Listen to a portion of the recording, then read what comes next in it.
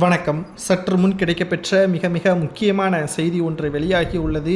OPS மீது சொத்து குவிப்பு வழக்கு மீண்டும் விசாரணைக்கு வந்த நிலையில் ஓபிஎஸ் நிரபராதி என்றும் அவரது குடும்பத்தினருக்கும் எந்த சம்பந்தமும் இல்லை என்று நீதிமன்றம் தீர்ப்பை கடந்த 2011ஆம் ஆண்டே தீர்ப்பு வெளியானது.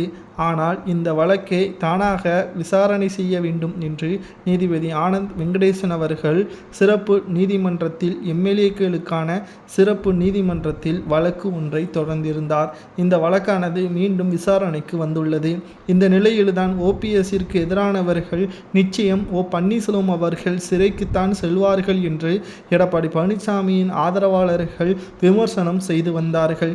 இந்த நிலையில்தான் ஓபிஎஸ் அவர்கள் 2 முறை மறைந்த முதல்வர் ஜெயலலிதா அவர்களால் முதல்வராக தேர்வு செய்யப்பட்டவர் என்பதை மறந்துவிடக்கூடாது. மறைந்த முதல்வர் ஜெயலலிதா அவர்களது தீவிர விசுவாசி என்பது முதல் பட்டியலில் 1வது இடத்தில் ஓபிஎஸ் அவர்களது பெயர்தான் இருக்கும்.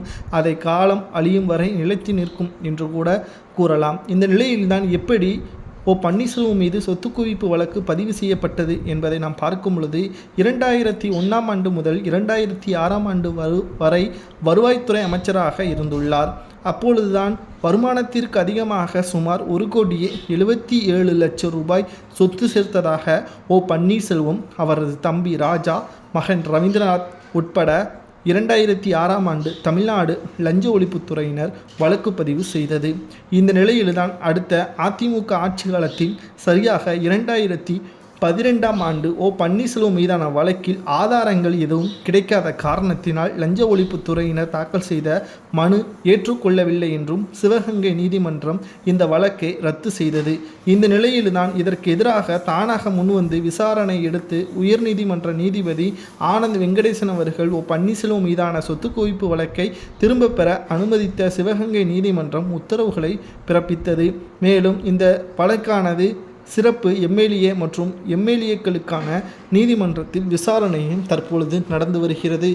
இதில் இந்த மாதம், அதாவது ஜூன் மாதம் 31ஆம் தேதிக்குள் ஓபிஎஸ்ஸிற்கு எதிரான ஆவணத்தை நீதிபதி கொண்டு வர வேண்டும். இல்லை என்றால் நிச்சயமாக இந்த வழக்கை ரத்து செய்து விடுவோம். தற்பொழுது வரை ஓபிஎஸ்ஸிற்கு எதிரான எந்த ஒரு ஆவணங்களும் சிக்கவில்லை என்பது குறிப்பிடத்தக்கது. மேலும் ஓபிஎஸ் அவர்கள் நிரபராதி என்ற காரணத்தினால்தான் 2011ஆம் ஆண்டு நீதிமன்றமே தீர்ப்பு வழங்கி அவர் குற்றமற்றவர் என்று தீர்ப்பை வழங்கியது. தற்பொழுது எடப்பாடி பழனிசாமி அவர்களது ஆதரவாளர்கள் மூலமாக இந்த வழக்கு தொடங்கப்பட்டதன் காரணமாக சிறைக்கு செல்வார் என்று எதிர்பார்க்கப்பட்ட நிலையில் ஓபிஎஸ் அவர்கள் நிரபராதிதான் கூடிய விரைவில் தீர்ப்பு வரும் என்றும் எதிர்பார்க்கப்படுகிறது.